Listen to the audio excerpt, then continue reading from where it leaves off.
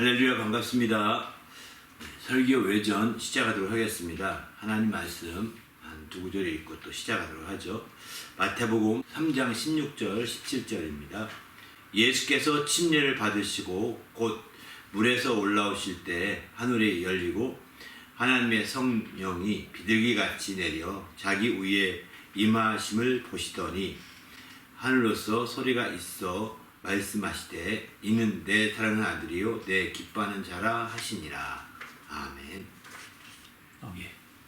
오늘은 이제 성령이 비둘기같이 임하심이라고 하는 이제 말씀을 중심으로 나누고자 합니다. 예수께서 침례받고 올라오실 때 성령이 임하시는 그런 배경의 말씀을 두고 또 오늘 말씀 나누고자 합니다.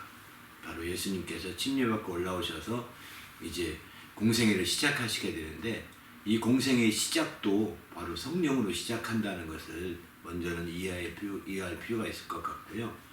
그때의 성령이 비둘기같이 임하셨다 하는데 그것이 무슨 의미가 있는지 이런 다양한 부분들 이번 설교를 준비하면서 설교에 얽힌 비하인드 스토리 또 궁금했던 것들 이런 것들을 함께 나누는 시간 갖도록 하겠습니다. 질문부터 받도록 합니다. 네. 설교 시작할 때 회개에 합당한 열매를 얘기하셨는데 회개와 열매의 관계에 대해서 한번 설명해 주세요. 이 회개를 이제 누구보다도 강조했던 것이 침례 요한이죠. 침례 요한이 회개에 대해서 아주 강력하게 얘기하거든요.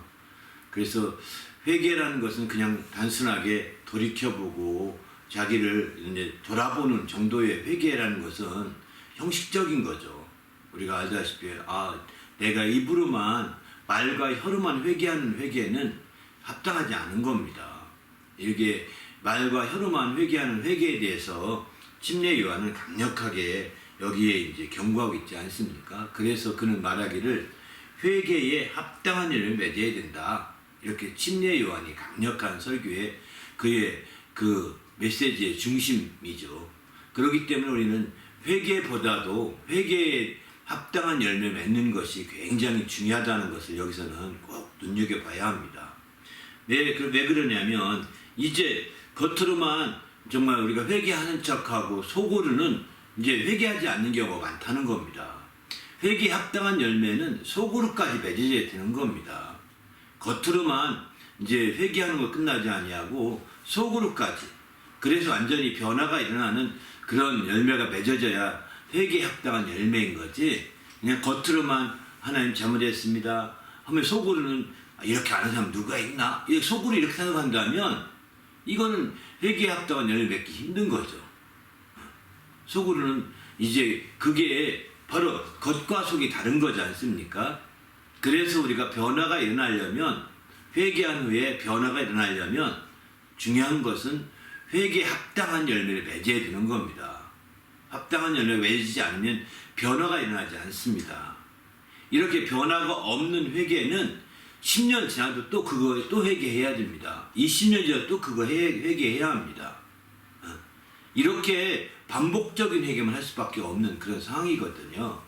그래서 우리는 회개한 후에 회개에 합당한 열매를 맺기 위해서 정말 우리 자신이 속으로부터 내게 어떤 부정적인 생각이 있는지 부정적인 것이 있는지 그런 것들부터 이제 다 제거하고 이렇게 우리의 몸으로 움직여서 열매를 맺어가는 귀한 삶이 되어야 되는 거죠. 그게 곧 이제 회개에 합당한 열매가 맺어지고 그 결과는 그는 성장하게 되고 더 발전하게 되는 거죠.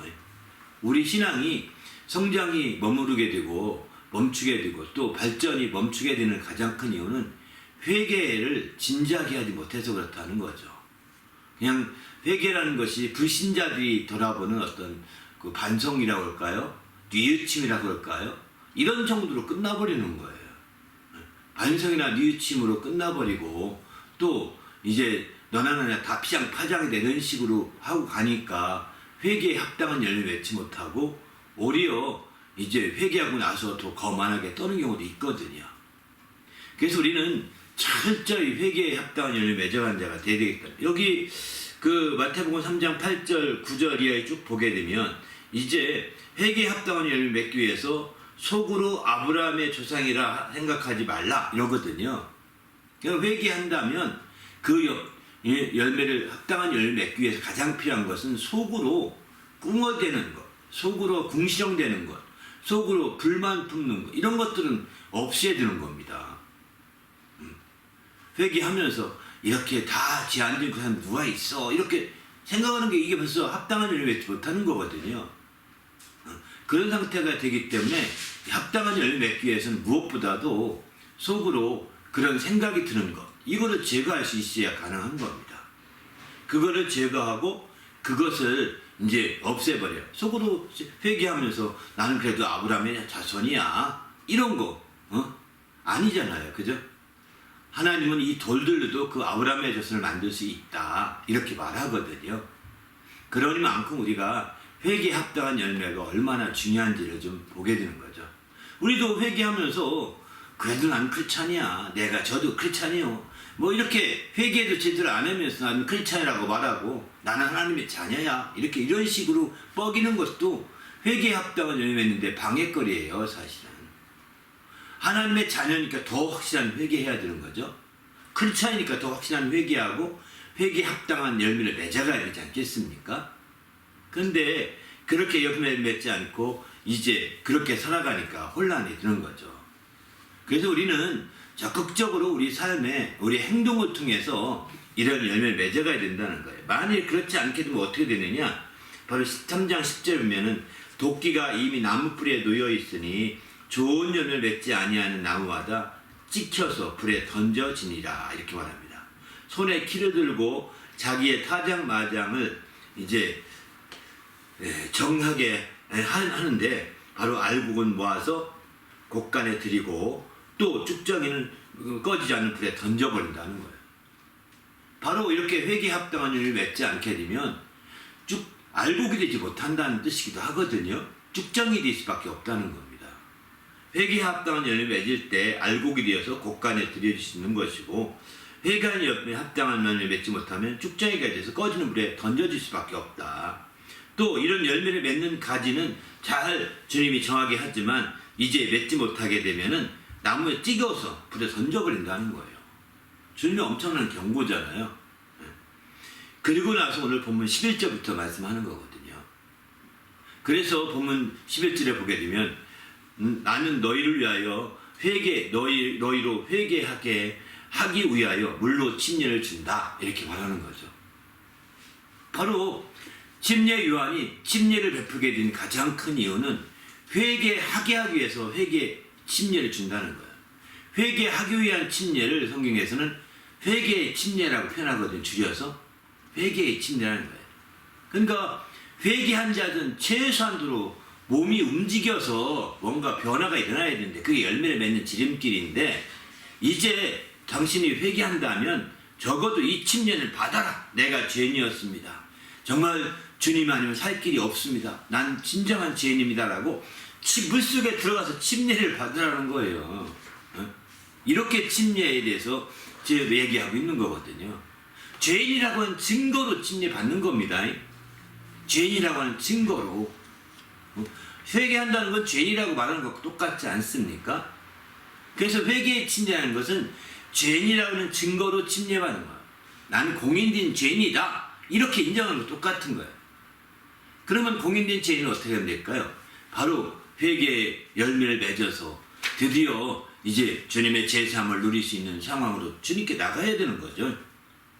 그래서 바로 회개의 침례를 하면서 마가복음 1장 4절은 제사함을 받게 하는 회개의 침례다 이렇게 표현합니다. 그러니까 회개의 침례를 받게 되면 제사함에 대해 더 열렬하게 된다는 겁니다. 왜? 나는 죄인이라는 공적으로 죄인이라고 하는 이 신분, 죄인이라고 하는 공인된 상태가 됐으니 이제 어떻게 하겠어요? 제사함 받지 않으면 멸망하는 거 아니겠습니까? 침례까지 받은 죄인이니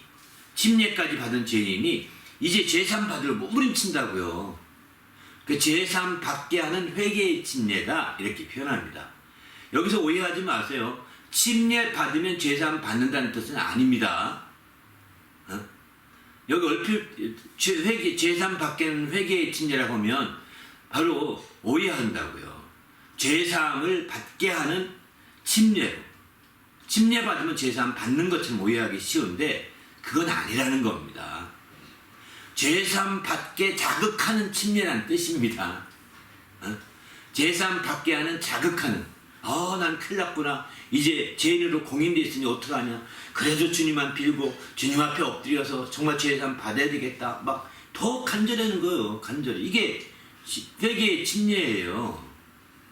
만약에 침례를 받으면 제3 받게 된다라고 한다면 이건 잘못된 건데, 오해한 건데, 그러면 예수님이 침례 받은 것은 침례 받은 온 세상 죄가 다 용서된 거게요? 아니잖아요. 그죠? 죄인 되게 하는 침례입니다. 비록 의로우신 예수님, 죄가 없고 무죄하신 예수님이라도 침례를 받음으로 이제 세상 죄를 지우고 하는 죄인의 모습으로 그가 등장하기 시작하죠. 그때부터. 죄인의 그 모든 것을 짊어지지 않습니까? 죄인의 삶을 짊어지지 않습니까? 만약에 그렇지 않고 제3 받게 하는 회개 침례라고 해서 그것이 침례를 받으면 제3 받는다고 한다면 예수님은 세상 죄를 지는 것이 아니라 예수님이 침례받은 즉시 온 세상 사람 죄를 다 용서받은 것과 똑같은 거거든요. 그렇게 보면 안 됩니다. 그래서 침례 요한의 침례는 죄인 되게 하는 침례라고 노골적으로 그렇게 표현도 합니다. 나는 죄인임을 고백하며 죄인임을 고백하며 그렇게 나가는 거죠. 그런데 죄인이 회개할 때 말과 혀와 말과 혀로만 회개할 것이 아니라 몸으로 행함과 진실함, 몸으로 하라는 겁니다. 몸으로. 그래서 당신이 진정 회개한다면 침례를 받으시오. 당신은 공인된 죄인이 되시오. 그리고 아주 죄인이라고 부정할 수 없게 됐으니 이제는 정말 주님의 죄산 밖에서 몸부림쳐야 하오. 어떻게 할까요? 예수님께 더 가까이 가야 하오. 이렇게 이제 답이 나오는 거죠. 그 답이 그건 거죠. 그래서 구약시대에는 회개할 때 이렇게 침례하지 않았습니다. 죄인이라고 하는 것을 알게 하는 침례는 침례 요한이 처음 한 거예요. 구약시대에 이런 침례를 베푸지 않았고, 다른 케이스는 어디 있을지 모르겠지만, 물론 엘리사 시대에 이제 문둥병들 물에 들어갔다 나왔다, 이렇게, 그 침례도 아니에요. 그렇게 몇 번 하려고 했지만, 스스로 하는 건 침례가 아닙니다. 스스로 하는 건 침례가 아니에요. 물에 100번 들어가, 다이빙 선수는 침례 수백 번 받게요? 침례가 아닙니다. 그거는 바로 침례자가 있고 그 앞에 가서 정말 그 하나님의 이름으로 침례를 받게 되는 거죠. 그게 침례 요한이 그런 하나님의 계시를 받아서 침례를 시작하게 된 거예요. 침례 요한 이전에는 이런 침례 부분에 대해서 자세하게 안 나옵니다. 그게 여러분 이해하실 때, 그래서 구약시대에는 그러면 어떻게 회개하느냐? 침례 요한 때는 회개할 때 바로 침례 받음으로 회개의 증거를 가졌거든요. 그런데 구약시대에는 바로 머리를 다 풀게 됩니다. 회개할 때. 그냥 말로만, 혀로만 회개하지 말고 머리를 다 풀으라는 거예요. 아주 훌륭한 사람처럼 머리 이렇게 만들고 하지 말고 머리를 풀어 선발하고 그 다음에 옷을 찢습니다. 자기 옷을 마치 이제 죄인이 오래 살면 옷도 바꿔 입을 옷도 없잖아요. 그러니까 옷이 찢겨질 수밖에 없어요. 한 벌을 가지고 입으니까 옷이 이제 완전히 이제 헐벗게 된다고 할까요? 옷이 찢어지는 거죠. 더 나가서 죄인은 어떤 특징이 있나요? 죄인은 오래 사니까 머리도 못 감고 하니까 머리 도망다니니까 머리가 다 산발되고 막 흩어지는 거예요. 그래서 머리를 산발하는 겁니다. 옷도 찢습니다. 거기다만 아니죠. 제대로 죄인은 씻지 못합니다. 씻지 못하니까 어떡하나요? 그래서 머리에 젤을 쓰기도 하고 또 티끌을 쓰기도 한다 이렇게 표현합니다. 그리고서 회개하는 거예요. 얼마나 많이 정말 그런 순서를 지켜서 회개한다면 당신은 회개에 합당한 일을 맺을 거예요. 근데 신약에 와서 누가 그런 순서를 가지고 하나요? 구약에서 하나님의 회개의 독촉을 받을 때 그런 식으로 회개하거든요. 가령 회개했던 대표적인 케이스가 요나가 가서 니느웨에 가서 막 전도하잖아요. 요나서에 보게 되면 요나가 니느웨에 가서 전도하라고 할 때 거긴 가기 싫다고 해서 안 갑니다. 그래서 마침내 다시스로 가지 않습니까? 가다가 이제 하나님께 고래를 만나서 큰 물고기만 뱃속까지 들어가잖아요. 그리고 이제 거의 토해내면서 이제 다시 갑니다. 니느웨까지. 니느웨 가서 전도했더니 니느웨의 그 왕이 그렇게 막 회개하는 거예요. 그래가지고 멸망을 피했지 않습니까? 그는 정말 그 니느웨 성이 큰데도 그걸 하루아침에 다 돌았답니다. 그게 건성으로 전도한 거거든요. 건성으로. 그 큰 성 하루아침에 막 다 전파하고 다녔다는 것은 건성으로 했다는 뜻입니다. 그리고서 이제 보자 제대로 듣지도 못했을 게 뻔한데 멸망하길 요나는 바랬던 거죠. 왜 그랬을까요? 니느웨가 멸망이 바랬던 것은 바로 북쪽 이스라엘이 멸망당해서 니느웨를 많이 끌어갔거든요. 북쪽 이스라엘이. 니느웨를 끌려가서 니느웨를 회개시킨 것은 그 백성을 살리고자 하는 하나님의 마음이거든요. 이스라엘 백성을. 이스라엘 백성이 니느웨에 끌려가서 그들이 회개하려고 한 건데 요나는 그 원수의 나라를 회개해서 살게 하고 싶지 않은 거예요. 하나님은 원수의 나라를 살리는 게 목적이 아니라 북쪽의 이스라엘을 끌잡아가서 그들을 회개시켜서 정말 새롭게 중심을 잡고자 하는데 목적을 둔 것인데 이 니느웨 그 전도하라니까 요나가 아주 삐져가지고 안 하는 거예요. 그리고 건성을 해놓고서 저 높은 산에 올라가서 이제 보자. 하나님이 어떻게 하나 보자. 근데 이제 마침내 하나님이 그 니느웨 위로 딱 햇빛이 쨍쨍 찌니까 박나무가 크게 해서 막 그늘지게 했다가 마침내 그 그늘을 막 싹 죽게 합니다. 졸지에. 그러니까 요나가 또 하나님께 불만을 품습니다. 하나님 이제 전도도 다 했고 여기서 어떻게든지 보려고 하는데 이 박명쿠도 하나 안 살려주고 이렇게 망하게 합니까? 이렇게 불명을 품을 때 그렇다. 내가 지금 말하는 것처럼 왜 니느웨 백성 그 니느웨 특별히 이스라엘 가운데 끌려간 백성들을 살리고자 하는 내 마음은 모르느냐. 너는 너희 편안 때문에 박명쿠의 주먹 가지고 이렇게 원망을 하는데 나는 내 백성이 니느웨에 끌려간 거 안타깝다. 그러나 그들이 회개해야 된다. 그들이 새롭게 돼야 된다. 그래서 전달을 한 것이고 때마침 니느웨 왕이 이제 이렇게 되니까 정말 놀라운 거죠. 니느웨는 이스라엘을 멸망시켰던 아스루의 수도예요. 아스루의 수도예요. 니느웨라는 것이 보통 도시가 아닙니다. 당시에 정말 이제 당시에는 좀 약화됐지만 메소포타미아가 커나가면서 약화됐지만 그럼에도 불구하고 전 강대국의 수도예요. 런던과 같다고 보시면 돼요. 런던이 강대국이었다. 미국이 막 커지니까 런던은 쪼그라든 셈이잖아요. 영국은 그죠? 지금은 미국 쪽이 크고 뉴욕이 더 크다고 이렇게 말하는 것처럼 이제 메소포타미아가 커지면서 바벨론이 커지면서 그쪽이 큰 것이고 이제 반면에 니느웨 아스루는 약해진 거예요. 전에 그 패권국이었는데 약화되었던 거죠. 바벨론이 커나가면서. 그런 수도가 니느웨에 있는데 니느웨가 그렇게 회개합니다. 제가 너무 길게 또 배경을 말씀드렸는데 이처럼 회개는 말과 혀가 아니라는 겁니다. 행함과 진실함으로 회개해서 변화를 가져와야 참되게 합당한 열매가 되는 거죠.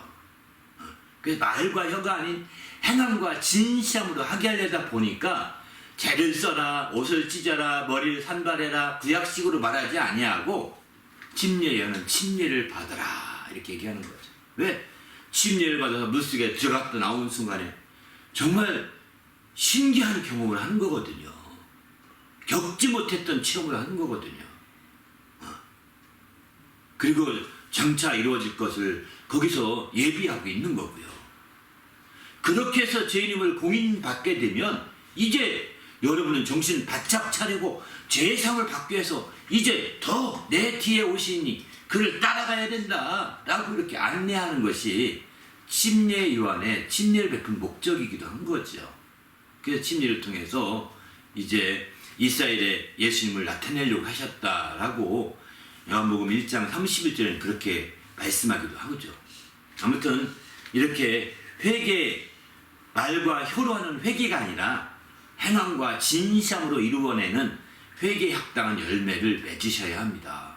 그렇지 않으면 당신의 영적인 성장이 거기서 제한받기 쉬울 것이고, 뿐만 아니라 또 어떤 강력한 기회에 맞으면 또 회개하고, 옛날부터 그 제대로 회개가 안 됐기 때문에, 열매를 제대로 맞지 않았기 때문에 다시 그거부터 또 회개해야 되는 거예요. 그게 막 팍팍 찌르거든요, 자기 마음을. 이렇게 안 되도록 정말 회개하시고 회개에 합당한 일을 맺으시기 바랍니다. 할렐루야. 지금 이렇게 해서 침례 다시 받고 침례 20번만 되냐, 지금은 그건 의미는 없습니다. 제 회개에 합당한 열매인데 더 큰 의의를 가져야 되는 겁니다. 형식적으로 지금 또 침례 요한처럼 또 침례 또 받으면 되느냐, 그건 지금은 유효하지 않습니다.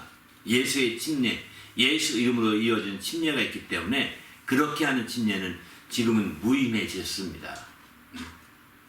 그래서 우리는 회개에 합당한 열매를 정말 맺을 수 있도록 그렇게 해서 정말 온전히 성장하고 또 새롭게 한 단계 성숙하는 좋은 기회로 만드시기 바랍니다. 할렐루야. 예.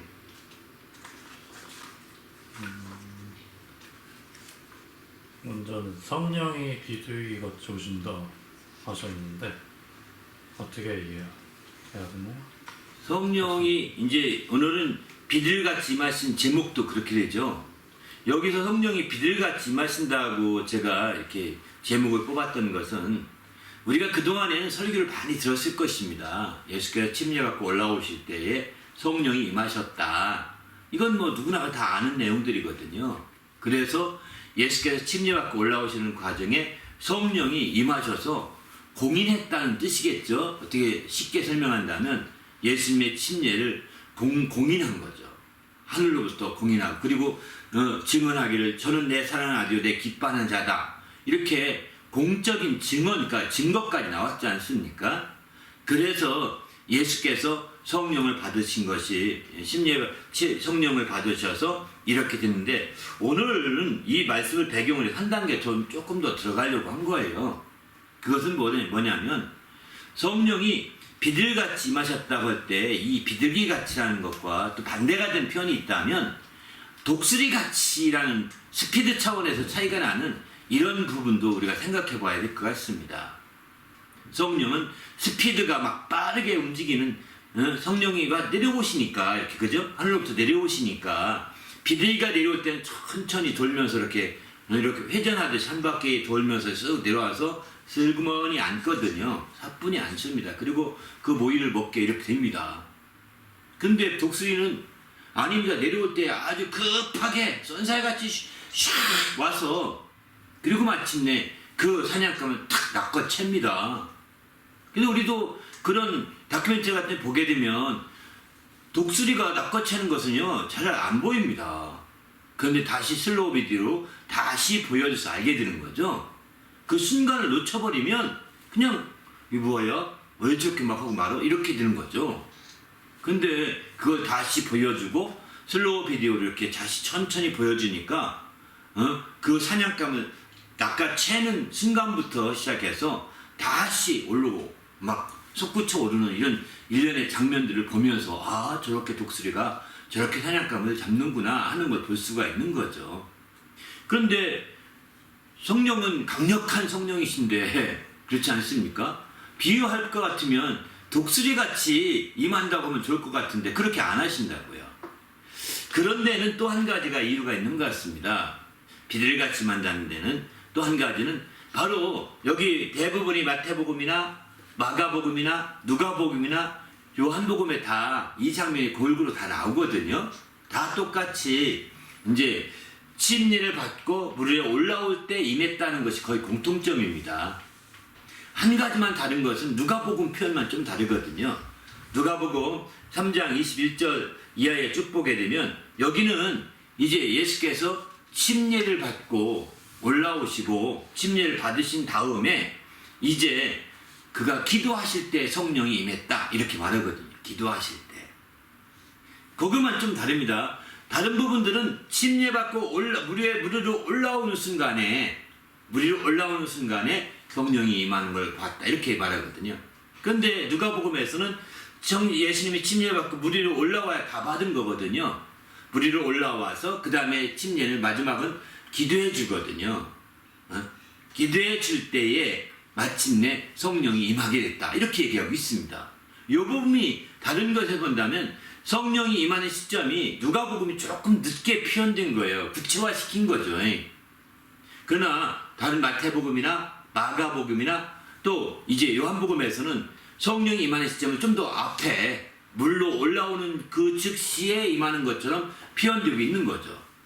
그런데 오늘 이제 마태복음의 본문에 보게 되면 바로 성령이 임한다고 할 때 바로 여기서도 본문에서도 16절에 아까 읽었던 말씀처럼 물에서 올라올 때 하늘이 열리고 하나님의 성령이 비둘기같이 자기 위에 임하심을 보시더니 예수님이 자기 위에 성령이 임하시는 것이 예수님이 느끼시고 보시고 그게 경험이 되는 겁니다. 예수님이 보셨다. 자기 위라고 표현하잖아요.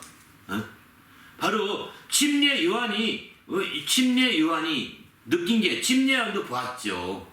당연히 봤죠. 그런데 예수님이 직접 자기 위에 성령이 임하시는 걸 봤다고 표현합니다.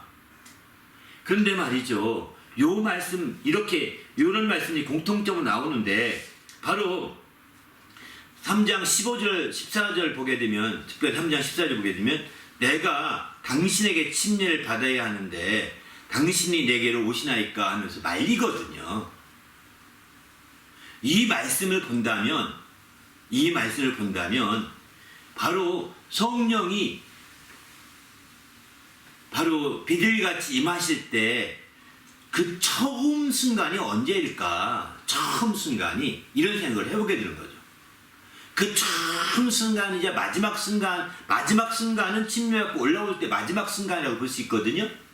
근데 그게 독수리처럼 순식간에 오신 것이 아니기 때문에 비둘기같이 왔다는 것은 처음 순간과 마지막 순간에 격차가 좀 있다고 보셔야 되거든요. 그렇지 않습니까? 번개같이 내려왔다. 그러면 인간의 어떤 격차가 거의 없는 거죠. 그렇지 않습니까? 바로 성령이 임하실 때 초기 순간 시작하는 시점과 또 마지막 예수의 위에 임할 때 마지막 순간 사이에 거의 시간적 간격이 없다고 봐야죠. 번개같이 임했다고 한다면. 그러나 번개같이 임했다고 하지 않았고 독수리같이 임했다고 하지 않았거든요. 사도행전의 2장에 보면 번개같이는 안 했지만 바로 불의 혀 같은 것이 임하여 있더니 그걸 보았다고 했습니다. 불의 혀 같은 것이. 그 불의 혀 같은 것을 사람들은 번개라고 해서 성령이 번개같이 임한 것이 아니냐 이렇게들 말하거든요. 근데 그건 꼭 아닌 것 같습니다. 사도행전에서 예수께서 이제 명령을 따라서 성령을 기다리고 성령을 침례받을 때에 성령이 침례가 이렇게 보는 것과 듣는 것이 있게 임한다는 것을 나타내려고 불의 혀 같은 것이 보였고 또 급하고 강한 바람 같은 소리가 들렸고 소리가 들은 거죠. 본 것과 들은 것이 있는 성령 침례였다는 것입니다. 그냥 슬그머니 임한 것이 아니라는 거예요. 갑자기 번개처럼 오면 슬그머니 임한 것이 알 수 있어요. 그렇지 않습니까? 또 이제 어떠다 그 독수리처럼 임한다고 해도 너무나 빠른 순간에 임하는 거기 때문에 그 시작할 때와 끝에 간격이 거의 없다시피 하기 때문에 슬그머니라고 할 수 있어요. 감각이 없는 사람은.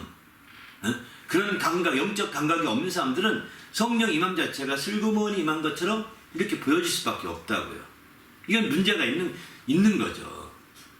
성령은 이렇게 슬그머니 이렇게 임하지 않는다는 겁니다. 분명히 성령 임할 그 시점, 시작할 시점과 끝의 시점에 어떤 간격이 심한다는 것을 여기는 표현하기를 비둘기같이 임했다라고 볼 수가 있는 거죠. 왜? 비둘기는 어디에 나뭇가지에 앉았든 어디에 앉았다가 먹이 먹게 내려올 때 직선으로 내려오지 않습니다. 직선으로 안 내려옵니다. 이렇게 둘러서 주위도 둘러보고 둘러서 그 다음에 내려오거든요. 바로 그런 게 비둘기의 특징이죠. 그 먹이를 먹을 때 특징이 그렇습니다.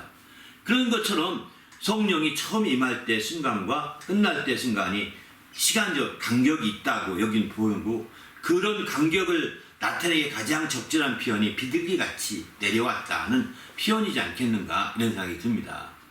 더 나아가서 여기서 이제 그러면 처음 순간이 언제겠느냐, 그게 바로 이제 마태복음 오늘 본문에 14절에 나온 말씀이라고 볼 수 있는 거죠. 14절에 본문에 바로 침례원이 말릴 만큼 당신에게 내가 침례를 받아야 할 터입니다. 나는 죄인이라고 하는 것을 입증하는 침례이기 때문에, 나는 죄인이기 때문에 내가 침례를 받아야 됩니다. 근데 당신이 어찌 나한테 침례 받으러 오십니까? 이렇게 질문할 때, 그렇게 머뭇거리면서 주저하면서 이렇게 말릴 때, 바로 그 순간에 왜 그럼 말렸을까? 아하, 이분이 죄가 없는 분이시구나. 그분이 앞에 서는 순간에 하늘문이 열리기 시작했던 것이 아닐까 생각합니다. 그리고 성령이 비둘기처럼 임하는 것이 하늘의 징조가, 비둘기 같은지 뭔지 모르겠지만 어떤 징조가 보였던 것 같습니다. 그래서 마침내 이제 징조가 보여서 다른 사람 침례할 때는 아무렇지 않았거든요. 예수님 바로 앞에 있던 사람까지 침례할 때는 아무 변화가 없었는데 예수님이 침례받으러 딱 앞에 서는 순간에, 그리고 침례 선포하는 순간에 하늘의 변화가 일어난 거예요. 어떤 징조인지 모르겠어요. 그때가 비둘기처럼 내려왔다는 건지 모르겠는데 어쨌든 하늘의 변화가 있었던 거예요. 하늘이 열리려고 하는 변화인지 어떤 변화가, 그 순간에 이분이 바로 무지하신 분이고 장차 침례를 줄 분이고 장차 그리고 하나님의 아들이신 그분이시구나. 왜냐하면 하도 그 침례 요한은, 나도 요한복음 1장 33절 보게 되면 이렇게 말하잖아요. 나도 그를 알지 못하였다. 여기 그를 알지 못했다는 것이 예수님에 대해서 전혀 구면이었다는 뜻은 아닙니다. 예수님이 전혀 얼굴을 모르는 사람이었다는 그런 표현이 아니에요. 예수님이 하나님의 아들이었는지, 무지한 자였는지, 예수님이 죄가 없는 자, 이런 것을 의로운 자라는 것을 알지 못했다는 거, 그런 거거든요. 왜냐하면 육신적인 면에서는 같은 갈릴리 지방에서 살았기 때문에 사실은 느낄 수 있어요. 볼 수도 있어요. 얼굴로는. 더구나 예수의 모친과 또 침례 요한의 모친이 나이 차이는 있지만 친족 관계라고 했거든요. 그러니까 또 처음에 찾아간 것도 엘리사벳을 찾아갔었고요, 마리아가. 그렇기 때문에 어느 정도 아이들이 클 때 자주 왔다 갔다 했을 수도 있고 서로가 그런 교류는 가질 수 있을 것 같습니다. 그 계기로 알게 됐기 때문에. 그런 형태이기 때문에 얼굴은 분명히 알고 있는 어떤 구면이었을 수 있습니다. 그러나 실제로 이분이 하나님의 아들이신지, 이분이 또 이제 무지한 자인지 의로운 자인지 그건 잘 몰랐던 거죠. 이분이 침례받을 때 성령이 비둘기같이 올 줄 몰랐던 거죠. 그런데 이분이 침례를 푸는데 하늘의 징조가 시작하면서 이분이 그분이라 직감을 했을 것 같습니다. 그러니까 죄가 없는 자에게 침례받아야 정상이거든요. 죄가 있는 자로부터 침례받는 게 아니거든요. 예수 침례는 명령을 받았고 그게 사명이기 때문에 그렇게 하는 것이죠. 이렇게 침례원이 그걸 알고서 당신이 죄가 없이 내가 당신에게 침례를 받겠습니다. 이렇게 말하는 거라고요. 그래서 이런 요한복음 말씀 비춰볼 때에 바로 침례 요한이 예수께서 침례받아 와서 머뭇거렸던 이유가 바로 그때부터 성령이 하늘의 역사가 징조가 나타나서 임하기 시작했고, 마지막 물에서 올라올 때 성령이 마지막 모습은 비둘기같이 내려오는 것을 봤다는 거죠. 그게 마지막 시점인 거죠. 그래서 심지어 꼭 비둘기를 그려넣어야 되느냐 이렇게 생각도 드는데, 바로 이제 누가복음 3장 22절을 보게 되면 여긴 그런 표현이 나옵니다. 누가복음 3장 22절을 보게 되면 재미있는 표현인데요. 이제 거기 보면 예수께서 이제 침례받고 올라올 때 3장 22절 한번 볼게요. 성령이 비둘기 같은 형체로 이렇게 씁니다. 그의 위에 강림하시던 이렇게 표현하거든요. 다른 그냥 막연히 비둘기 같다는 것은 성령의 추점으로 말씀드리는데 누가복음에서는 비둘기 같은 형체로 강림하시다 이렇게 얘기하거든요. 그러니까 비둘기의 어떤 그런 비둘기의 형체가 비둘기 같은 형체로 예수 강림하신 형체를 보게 된 거니까 사실은 뭐 화가들이 그 비둘기 같은 모습으로 성령을 표현해서 예수 삼위의 하나님과 함께 있는 것은 꼭 잘못됐다고 말하기는 어려운 것 같습니다. 이런 말씀 때문에 그런 것 같거든요. 그러나 여기서 오해하지 말 것은 예수께서 비둘기 같다고 형체라고 하니까 비둘기의 특성과 성령의 특성이 같다고 말해서는 안 되는 겁니다. 비둘기가 좋아하는 정말 자기가 좋아하는 것과 성령이 좋아하는 것이 같다고 보면 안 되는 겁니다. 비둘기는 아시다시피 곡식을 좋아하는데 그 중에서 콩을 좋아한다고 합니다.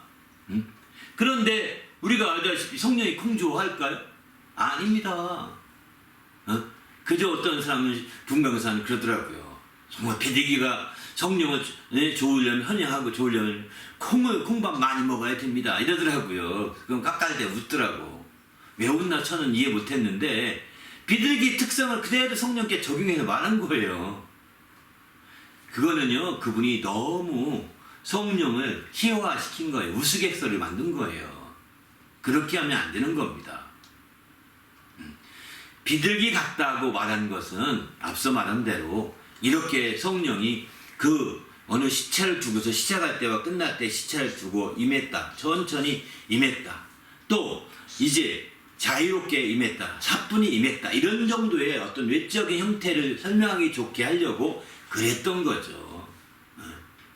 그리고 더 나가서는 이제 정말 거기 한 번 더 해석을 붙인다면 비둘기같이 임했다는 것에 해석을 붙인다면 이건 꼭 여러분 아마 이런 해석은 처음 들을진 모르겠어요. 저도 어디서 본 건 아니고요. 저도 이거 궁금했는데 계속 기도하다가 이번 설교를 통해서 깨닫게 된 거예요. 사실은 그건 뭐냐면 독수리같이 맺다고 한다면 바로 우리를 독수리같이 맺다고 한다면 독수리는 그 사냥감을 아주 막 딱 사로잡잖아요. 전혀 사냥감에 뭐 아무것도 없습니다. 그러나 비둘기같이 말 때는 그저 비둘기는 하나하나 또 정결하게 해서 먹잖아요. 그죠? 이렇게 순결함을 배우라고 하는데 그렇게 골라서 아무거나 먹지도 않고 그러니까 그렇게 하는 과정을 지켜보면서 성령이 독수리같이 임했다고 하면 우리를 비물질적으로 물질적으로 이해하는 거죠. 인격적인 것보다는 물질적으로 대할 수도 있을 텐데 그렇게 하지 않았다는 거죠. 비둘기같이 임했다는 것은 성령이 우리를 인격적으로 존중했다고 하는 것을 표현해 주는 것이 아닌가 저는 이렇게 깨닫게 되었습니다. 왜냐하면 바로 성령이 임하실 때 함부로 하지 않는 거예요. 우리를. 그죠?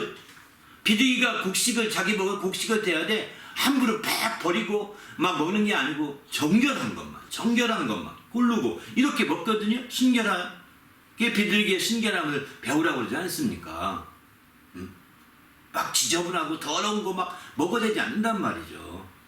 그처럼 우리의 성령이 임하실 때 우리의 더러운 것이 있다면 지저분한 것이 있다면 회개하기를 촉구하고 그래서 성령이 임하시는 거거든요. 그러니까 이게 굉장히 성령은 더러운 자에게 임하지 않습니다. 이해되시죠? 성령이 추한 자에게 임하지 않습니다. 성령은 거룩한 자에게 임하는 거예요. 회개해서 죄사함 받은 자에게 임하는 것입니다. 그래서 사도 베드로도 이렇게 말하죠. 너희가 회개하여 각각 죄사함을 받으라. 그리하면 성령을 선물로 받으리니라고 표현하지 않습니까? 죄사함을 받아야 성령을 받을 수 있는 것입니다. 더러운 정말 악한 것, 추한 것 이런 것에게 성령이 임하지 않습니다. 비둘기가 막 더러운 거 먹지 않는다고 그럽니다. 막 지저분한 거 사람이 막 발로 밟은 거 이런 거 먹지 않는다고 그러지 않습니까? 깨끗한 것만 먹고 막 그렇게 얘기하지 않습니까? 비둘기같이 맞다는 것은 우리를 그렇게 정말 거룩한 심령으로 준비된 자들, 그런 자를 찾고 있는, 그 인격적으로 찾고 있는 주님의 모습, 성령의 그런 모습이라고 할까요? 성령이 인격적으로 대화하시는 성령을 나타내는 대표적인 표현이라고 볼 수 있는 거죠. 그런 의미에서 비둘기 같다는 게 정말 아주 중요한 거다라는 생각이 듭니다. 우리는 그저 단순하게 비둘기 같다, 그냥 성령을 비둘기 그려놓고 성령이다 이렇게 말하는 것이 중요한 것이 아니라 우리를 아주 귀히 여기고 우리에게 조금도 놀라지 않게 하려고 사뿐하게 돌려서 다 알게 하고 살짝 임하는 거예요. 다 알게 하려고. 그 성령이 임하는 것은 비둘기같이 임했다는데, 예수께서도 성령이 임하는, 예수님도 자기 머리에 임하는 것을 보았다고 말씀했죠. 마태복음에 아까 3장 16절에 그 광경을 침례양도 본 거예요. 그죠? 머뭇거리게 된 것도 보았기 때문에 머뭇거리는 거죠. 이렇게 성령의 역사는 다 볼 수 있게, 인격적인 면에서 체험할 수 있게, 인격적이라고 하니까 뭐 특별한 인격이라 생각하는데 그것이 아니라 체험할 수 있게, 느낄 수 있게, 알 수 있게 성령이 임하신다는 거예요. 그냥 인격적이라고 하니까 그저 성령을 환영합니다 하면 임하고, 안 합니다 하면 안 하고, 이런 인격적인 것도 있지만 우리 인격이 다 감지할 수 있잖아요. 그죠? 다 감지할 수 있고 느낄 수 있고 알 수 있게 그렇게 성령이 임하신다는 거예요. 그래서 예수님도 자기 위에 성령이 임하는 걸 보았고, 침례를 줄 때 침례 요한도 보았고, 이렇게 되는 겁니다. 또 뒤에 나중에 성령 받는 과정을 보게 되면 이제 베드로와 요한이 가서 사마리아 교회에 성령 받게 하는, 또 그들도 보았습니다. 베드로 요한도 보았고, 사마리아 교회에 있던 그 사람들도 다 알고 보았고 느꼈고 그런 거잖아요. 이렇게 다 알게 하는 거죠. 그러나 그 알게 된 것은 왜 그럴까요? 그 비둘기같이 시작점과 끝점을 항상 인격적으로 그렇게 하기 때문에 알게 된다는 거예요. 그러나 성령이 정말 독수리처럼 임했다면 그렇게 다 알기 어려울 것입니다. 조금 한눈 팔면 모를 것입니다. 경험을 제대로 갖기 힘들 것입니다. 조금만 한눈 팔면 놓쳐버리고 말 겁니다. 그래서 그럴까요? 요즘에 신학 가운데 보게 되면 바로 예수 믿으면 그게 성령 받은 것이다 이렇게 말하거든요. 근데 예수 믿으면 삼위일체니까 그렇다는 거예요. 논리적은 맞습니다. 그러나 비둘기같이 임한 성령이라고, 인격적으로 임하신 성령이라고 할 때는 그 말은 틀린 겁니다. 바로 예수 믿을 때 성령이 함께 도매금으로 함께 주어지는 것이 아닙니다. 왜? 그들은 말하기를 거룩한 논리를 개발했죠. 성경이 나온 이후에는 완전한 것이 나왔기 때문에 이제는 초대교회 당시만 했던 것이 끝났고, 하나님의 성령의 은사와 능력은 거기서 종료가 됐고 이제 성경으로 다 하는 거다 이렇게 말하는 거죠. 아닙니다. 그렇게 말하는 것 신학적으로는 어떤 논리적으로는 맞겠지만 성경적으로는 맞지 않습니다. 그것을 맨 처음 부정하면서 이제 성경 말씀대로 살아야 된다라고 나왔던 사람들이 바로 펜티코스탈 사람들이에요. 성경을 중시 여기던 당시에 침례교 안에서 성경 말씀인데 왜 안 되냐, 아멘 이 말씀 가지고 우리가 기도해보자 해서 그들이 열심히 기도했을 때 사도행전과 똑같은 성령에서 나타났거든요. 그들 중에서 바로 펜티코스탈 운동이 이루어지기 시작했거든요. 바로 LA인가 어디에 아주사 거리에서 시작됐다고 하지 않습니까? 미국에. 한국에서 그 같은 시대에 원산하는 지역에서 정말 그 성령의 역사 나타나기 시작했고요. 그런 놀라운 역사가 지금도 가능한 겁니다. 이것은 바로 성령이 인격적으로 비둘기같이 임하였기 때문에 가능하다 이렇게 생각이 듭니다. 그래서 여기서 정리한다면 비둘기같이 임했다고 하는 것은 두 가지 측면으로 생각해 보셔야 됩니다. 한 가지는 바로 성령이 임하는 시점이 순식간에 된 것이 아니라는 겁니다. 독수리가 임하듯 번개가 치듯 이렇게 순식간에 임한 것이 아니라 그 시작한 시점부터 완료된 시점까지 어느 일정한 시점의 시간이 걸렸다고 봐야 되는 거죠. 그 처음 시점은 바로 침례 요한이 머뭇거리면서 예수님이 침례를 올 때 난 못합니다라고 말렸던 그때가 마침내 성령이 하늘의 징조가 나타날 때라고 볼 수 있고요. 침례받고 올라올 때 드디어 성령이 임했다가 하는데 그때가 되는 거죠. 좀 더 늦춘 시점은 누가복음의 3장 21절 말씀처럼 기도하실 때, 침례를 받으시고 기도하실 때, 그러니까 조금 늦은 시점이죠. 시점적으로 본다면 그렇게 그때가 마지막 시점이라고 보는 거죠. 그 마지막 시점에서 보니까 성령이 실제로 비둘기 같은 형체로 머리에 임했더라, 이렇게 강림했더라고, 이렇게 표현합니다. 그래서 성령을 비둘기 같은 형체로 이렇게 비유적인 면에서 나타내는 것은 어느 정도는 우리가 인정할 수 있겠지만, 비둘기의 특성과 성령의 특성이 같지 않다는 것, 이것도 아주 분명히 알아야 될 것 같고요. 그래서 성령이 비둘기같이 임했다는 것은 그런 임하는 비둘기가 천천히 이렇게 한 바퀴 두 바퀴 돌면서 이렇게 주위를 살피면서 임하듯, 그래서 누구나가 보게끔 임하듯 성령이 그렇게 누구나가 성령을 보게끔 느끼게끔 한 거죠. 더 나아가서는 비둘기같이 임했다는 것은 느낀다는 것은 인격적인 뜻이거든요. 비둘기같이 임했다는 것은 성령이 인격적으로 임해서 이렇게 역사했음을 나타내는 대표적인 표현인 거죠. 그래서 성령이 인격적으로 임해서 마침내 그 성령이 이제 느끼게 하고 깨닫게 하고 또 체험하게 하고 경험하게 하고 그것을 온전히 받는 사람도 알고 도와준 사람도 알고 모두가 알 수 있는 성령의 역사가 되게 이렇게 했다는 것이죠. 그것을 다 비유적으로는 비둘기같이 임했다라고 우리가 봐야 될 것 같습니다. 할렐루야. 아주 길게 설명했는데 사실 오늘 설교의 핵심 내용입니다. 여러분이 길지 모르겠지만 다시 한번 좀 되새겨봤으면 좋겠습니다. 할렐루야. 예. 지금 얘기하신 요한이 베푼 침례와 그러면 우리가 크리스찬이 받는 침례와 다른 점이 있나요? 그렇죠. 침례, 제가 본 설교에서는 이 침례에 대한 부분을 더 자세하게 설교를 못했거든요. 조금 입에 조금 설교하다가 이제 시간이 없어서 좀 넘어갔는데요. 이 부분을 좀 자세히 또 이것도 좀 시간이 걸려도 좀 정리하고 넘어갈게요. 아주 중요한 부분 같습니다. 바로 침례를 보게 되면 먼저는 침례 요한이 이렇게 표현하죠. 바로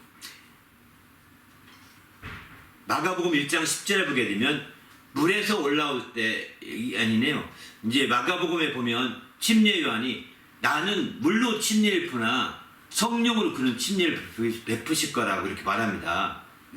나는 물로 침례를 푸나 성령으로 침례를 베푸시게 된다 라고 이렇게 말하거든요. 오늘 본문에 보게 되면 이제 여기서는 나는 물로 침례를 주지만 주거니와 내 뒤에 오는 그분은 바로 성령과 불로 너희 침례를 주실 것이다 이렇게 표현하거든요. 성령과 불로 침례를 준다는 거예요. 그런데 여기 성령과 불로 침례를 준다고 하는 반면에 다른 성경에서는 성령으로 침례를 준다 이렇게 표현합니다. 성령으로. 마가복음도 그렇고 누가복음도 그렇고 성령으로 침례를 준다 이렇게 말하거든요. 그러니까 여기서 성령을 불이라는 걸 빼놓고 성령으로 침례 준다고 이런 말씀을 때 침례를 언급한 바로 침례는 죄인이 되게 하는 침례입니다. 그것부터 정리하고 넘어가야 될 것 같거든요. 침례 요한이 베푼 침례는 바로 죄인에게 주는 침례요. 예수님이 주는 침례, 성령의 침례는 의인에게 주는 침례입니다. 한마디로 말해서 의인이 되지 않으면 바로 침례를 성령의 침례가 되지 않습니다. 회개 의인이라고 해서 특별한 의인이 아닙니다. 회개에서 죄사함 받은 사람에게 임하는 성령이기 때문입니다. 반면에 침례 요한의 침례는 물로 침례를 주는데 죄인이라고 자각한 사람들에게 주는 거예요. 그래 당신은 죄인이 분명하오. 내가 이제 죄인임을 공인하겠소 하고 주는 거예요. 그래서 이제 빨리 회개의 열매 맺게 하려고요. 죄상 받아서 빨리 회개하면 열매 맺게 하려고 하는 거죠. 이렇게 침례 요한이 언급한 침례에 언급한 침례와 또 예수님이 그 주실 성령의 침례는 큰 차이가 있는 거죠. 이 차이를 우리가 먼저 알아야 될 것 같습니다. 그 침례를 그러면 예수님이 의인이 되어서 성령의 침례를 받든가 의인이 아니면 어떻게 될까요? 불로 침례를 준다는 뜻입니다. 그래서 성령과 불로 침례를 주시니라 이렇게 말하죠. 왜? 그분은 심판하신 분이기 때문이죠. 아버지께로부터 심판할 권세를 받으신 분이시거든요. 의롭다면 예수를 믿어서 속죄함 받고 의롭다함을 받으면 성령으로 침례를 베푸는 것이고, 그러니까 성령 침례 받으면 되고 안 받으면 안 받아도 괜찮고 아닙니다. 안 받으면 당신은 어쩌면 불로 침례를 받아야 될지도 모릅니다. 성령 침례를 받지 못한다는 것은 당신이 아직 죄사함에 대한 확신을 갖지 못하고 의롭다함을 얻지 못해 그런 확신이 없으니까 성령이 보시는 거예요. 아, 너는 정결하지 않구나. 성령이 임하지 않는 것이죠. 비둘기가 내려와서 음식을 먹을 때 정결한 거 먹듯이 성령이 임하시려고 할 때 정말 정결한 심령을 찾는 겁니다. 그런데 그런 정결한 심령이 마침내 되지 못한 자들, 죄사함을 받아서 의롭다함을 얻지 못한 자들에게는 성령이 침례가 안 나타나는 거죠. 그러면 그들은 나중에 어떻게 될까요? 이제 구원은 되겠죠. 안 될지도 모릅니다. 되면 천만다행이죠. 제가 안 될지도 모른다고 했지 안 된다 라고 이렇게 잘라 말하지 않았거든요. 안 된다 잘라 말하지 않았습니다. 그러나 안 될 수도 있어요. 잘못하면 당신이 그렇게 천천히 생활하다가 불로 침례받을 그런 상황에 처해질 수 있다는 것입니다. 왜? 성령 침례받지 않는 자들은 인침바가 안 됐기 때문에 시험에 들고 또 마침내 세상에 그 유혹을 받아서 믿음을 저버릴 수가 있거든요. 그러면 성령 침례받지 않고 믿음을 저버린 자들이 받을 침례는 뭘까요? 불로 침례를 받는 겁니다. 심각한 거죠. 그러면 또 반대로 질문할 겁니다. 예수님의 그 성령 똑같은 물로 침례 준다고 할 때 이제 하나는 침례요한의 침례가 있고요. 또 한 가지는 그 침례요한이 있을 때 당시에 예수님과 함께 제 아들이 침례를 입은 것도 있거든요. 그것이 있고 또 한 가지는 나중에 예수님께서 부활하신 후에 성부와 성자와 성령으로 침례를 주라 이렇게 명령하시거든요. 이 세 가지 경우가 물 침례에 대한 표현이 나오게 됩니다. 성경에는 세 가지가. 그러면 이 세 가지 중에서 기준이 어디로 둬야 되냐? 오늘날 우리는 받는 것은 예수, 성부와 성자와 성령의 이름인 예수의 이름으로 침례받는 이것에 초점을 왜? 지금은 부활하신 이후의 세계이기 때문입니다. 그 전에 부활하시기 전에 베풀었던 침례는 회개하게 하기 위한 침례예요. 사실 침례요한의 침례나 또 더 나가서 예수님의 제자들이 정말 예수께서 많이 침례를 베풀었다고 이렇게 성경이 나오거든요. 요한복음 3장 끝부분이나 4장에 보면 그런 표현이 나옵니다. 4장에 보게 되면 바로 그렇게 나오는데, 이런 표현에서 볼 때 그런 표현들을 다 뭐냐면 이런 표현 자체가 이제 다 침례 요한의 침례와 같은 차원으로 보셔야 되거든요. 한 예를 한번 읽어드릴게요. 갑자기 말씀을 찾지 못하는데, 이제 이렇게 실제로 이제 침례 요한이 베풀었던 침례와 같은 차원에서 예수께서 침례를 베풀었던 것으로 이렇게 볼 수밖에 없는 거예요. 그런 침례들은 제사함 얻기 위한 침례였다 이렇게 생각할 수밖에 없는 거죠. 제사함 얻기 위한 침례로 이렇게 봐야 정상적인 거죠. 그렇지 않은 것은 이제 아닙니다. 여기 주보 뒷면에 제가 실어놨네요. 주보 뒷면에 실어놨는데 여기 보면 이제 누가복음이네. 요한복음에 누가복음 3장에 보게 되면 요한이 요단강 부근에서 각지에서 제3 밖에는 회개의 침례를 전하죠. 21절에 보게 되면 백성이 다 침례를 받음에 예수도 침례를 받으시고 기도할 때 하늘이 열려서 침례가 임하게 되죠. 그리고 마침내 이루어집니다.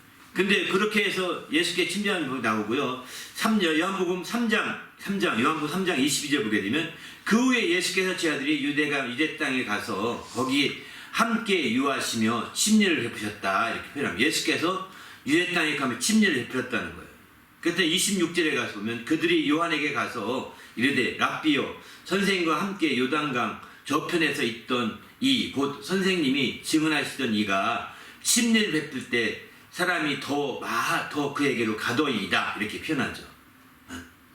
4장 1절 요한복음 4장 1절 예수께서 죄아들을 삼고 침례를 베푸시는 것이 요한보다 많다는 일은 바리새인들이 들은 줄을 주께서 아시고 말합니다. 그 요한이 침례를 베푼 수냐보다 예수님이 침례를 베푼 숫자가 많다고 이렇게 들었는데 그것은 4장 2절 이렇게 예수께서 친히 침례를 베푸는 것이 아니요 제자들이 베푸는 것이다 이렇게 말하죠. 예수님이 침례를 베푼 것이 아니라 제자들이 베푼 거라는 거예요. 그러니까 제자들이 다 나가서 막 베푸니까 훨씬 많은 사람들이 침례를 받았죠. 침례는 혼자 다 침례를 베풀었는데 예수님의 제자들이 함께 막 침례를 베푸니까 그런데 요한복음 3장 22절 26절 4장 1절 2절 외에는 침례에 대한 얘기가 안 나옵니다. 물론 침례된다는 얘기가 초기 침례 요한이 있을 때에 그때 함께 주면서 조금 하다가 얼마 된 그 물로 침례 베푸는 것을 중단했던 것 같습니다. 그리고 나서 예수님이 부활하신 후에 바로 승천하기 직전에 말씀하시는 거죠. 바로 어떻게 말씀하시냐? 이렇게 마태복음 28장 19절에 너희는 가서 모든 족속을 제자 삼되 아버지와 아들과 성령의 이름으로 침례를 베풀고 내가 너에게 분반 무슨 것을 가르쳐 지키게 하라 이렇게 말하잖아요. 여기서 침례를 다시 꺼내십니다. 그리고 마가복음 16장 16절에 보면 믿고 침례를 받는 사람은 구원을 받을 것이요 믿지 않는 사람은 정죄를 받으리라 이렇게 말하죠. 예수를 믿고 침례를 받는 사람은 구원을 받게 된다 이렇게 표현합니다. 이 말씀에서 오해를 가지고 침례를 받아야 구원받는다 라고 또 이런 오해가 있어서 초대교회 당시에는 침례가 엄청나게 강조됐습니다. 그래서 침례 안 받으면 구원 못 받는다 막 이렇게 되니까 그러면 이제 갓난아이나 환자나 노인네 같은 분들은 침례받기 어렵잖아요. 그래서 그들을 위해서 그들도 구원 믿음의 확신을 가졌으면 침례를 줘야 되는데 침상체 가서 침례받기도 어렵고 또 갓난아이에게 물속에 집어넣을 때 인간적으로 굉장히 안타까워 보이잖아요. 노인네 오늘내 죽어가는 노인네 그렇게 할 수 없잖아요. 그래서 사실은 침례 받아야 구원받는다는 이런 교리 아닌 교리가 정해지면서 초대교회 이후죠. 교부시대 그랬던 것 같아요. 그렇게 되면서 침례 대신에 세례라는 약식 침례를 정한 거예요. 약식. 그래서 물수에 못 넣어도 물이 머리 위에 적시면 물 밑에 들어가는 거 똑같다 이런 거죠. 약식보다 더 중요한 것은 간수레라고 해서 물을 막 대야에 벗어 붓는 겁니다. 그러면 뭐 호흡은 쉬더라도 부니까 뭐 별 문제 없잖아요. 샤워기 뿌리로 쏟아붓듯이 붓는 거예요. 그러니까 그것도 막 하니까 옷이 다 젖고 번거롭잖아요.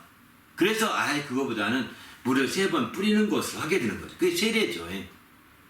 그런데 이 세례가 먼저는 객처럼 정말 형식적으로 필요했던 건데 이게 주인이 돼버렸어요. 언제 그랬을까요? 로마 국구회가 하면서 세례를 정식으로 인정하는 거예요. 침례는 아니고요. 왜 범피스는 침례를 받냐는 거예요. 아니 주님이 명령한 것은 세례를 명령한 것이 아니라 침례를 명령했는데 그것도 모르고 이제 이렇게 주님의 원천적인 명령을 이해하지 못하고 그냥 인간적인 그 번거로움, 인간적인 어떤 그런 생각 때문에 세례가 정식이 됐어요. 그리고 거꾸로 세례가 정식되니까 침례받는 자는 핍박받는 자가 되는 거예요. 그래서 침례받는 자는 산으로 들어가게 됩니다. 그래서 산속에 생활하면서 그렇게 침례받고 믿음 생활하다가 나중에 종교개혁이 되면서 그들이 데려오게 되죠. 그래서 그들이 나가서 침례 받아야 된다. 당신 종교개혁했다고 그래서 그들에게 재침례파라고 표현하죠. 세례는 인정하지 않는다. 재침례 받아야 된다. 이렇게 얘기합니다. 지금의 모든 침례교회는 재침례를 합니다. 세례받는 거 인정 안 하고 침례 다시 받으라고 합니다. 안 받으면 당신이 정말 그런 것들에 대해서 좀 무난하게 넘겨주는 교회도 있지만 정식으로는 받아야 되는 거예요. 왜? 그들은 이 침례 때문에 수천 년 동안 수백 년 동안 핍박받으며 살았고 그렇게 해서 믿음을 지켜와서 시작된 것이 우리 침례교회거든요. 그런데 이 세례가 주인 행세하니 말도 안 되는 거죠. 그러나 그렇게 하게 됐던데 가장 큰 원인이 마가복음 16장 16절에 믿고 침례받은 자는 구원을 받을 것이요 그렇지 않은 자는 정죄를 받으리라는 이 말씀 때문에 이걸 그냥 문자로만 받아들인 거죠. 그러나 침례 안 받아도 구원 받습니다. 믿는 자는요. 여러분 예수 그 침례 안 받은 사람 대표적인 사람 누가 있을까요? 예수님 오른편에 강도 침례 받았어요? 안 받았잖아요. 침례 안 받고 그는 갔습니다. 당신 나라가 정말 이만 나를 기억해달라고 하니까 너는 나와 함께 낙원에 있으리라 하지 않습니까? 침례는 믿음을 고백하는 수단이고 정말 주님과 연합하는 증거로서 침례를 받는 거죠. 그렇지 않은 거예요. 그래서 물로 침례를 받는다고 할 때는 아주 분별히 아주 딱 부러지게 구별할 것은 뭐냐면 부활 전이냐 후냐 이렇게 나누셔야 합니다. 부활 전에는 회개하기 위한 침례입니다. 그러나 부활 후에는 바로 예수님과 연합하는 침례입니다. 그래서 부활 후에 침례를 베푸는 오늘날 침례교회에서 베풀 때 침례를 베풀 때 항상 처음에 침례 아무개 이름을 확인하고 아무에게 침례를 준다라고 선포한 다음에 반드시 물속에 집어넣을 때는 예수와 함께 연합하여 죽고 물속에 나올 때 예수와 함께 연합하여 다시 살았노라 이렇게 얘기하는 거죠. 예수와 함께 죽고 예수와 함께 살았다고 이렇게 간편하게도 말하지만 어떤 사람은 정확하게 예수와 함께 연합하여 죽고 장례를 지내고 예수와 함께 연합하여 다시 살았노라 이렇게 선포하죠. 그리고 마침내 그의 안수하면서 기도하는 거예요. 연합이에요. 연합.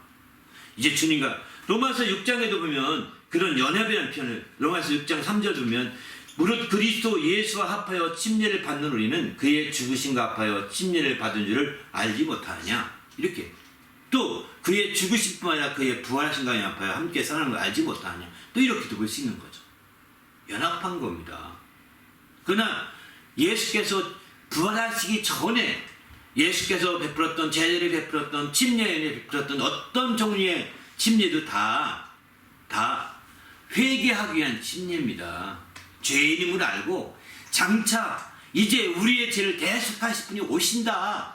그분에게 나가서 죄상을 받아야 된다. 이걸 막 깨우쳐 주려고 하는 거예요. 그러나 이제 침례 성령 예수의 부활하신 이후에 베푸신 침례는 성부와 성자와 성령의 이름으로 베푸신 침례는 곧 성부와 성자와 성령의 이름이 예수 그리스도의 이름이거든요.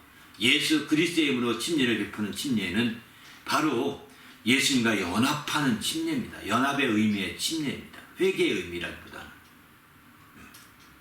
왜? 이미 주님 안에서 제3에 대한 확신을 가졌고 연합하는 거죠.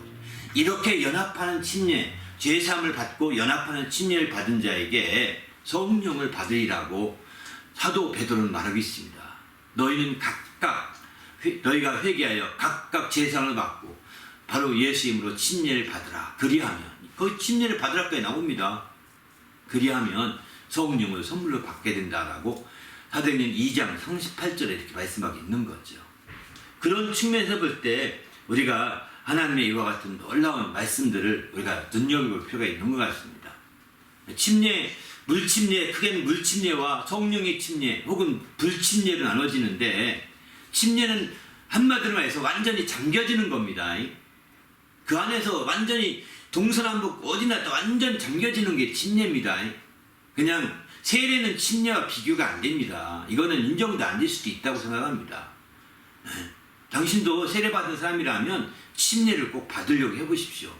침례교회 가서 나는 장로교회 다니는데 난 침례 받고 싶습니다 한다면 허락하실 거예요. 침례의 의미를 당신은 너무 모르고 있는 거예요. 그냥 침례 교인들이 억지로 우기는 침례가 아닙니다. 이 침례 때문에 2천만 명 이상이 죽었어요. 피 흘린 발자취라는 그 책자를 보게 되면 2천만 명 이상이 로만 캐톨릭의 법정에서 죽어갔어요.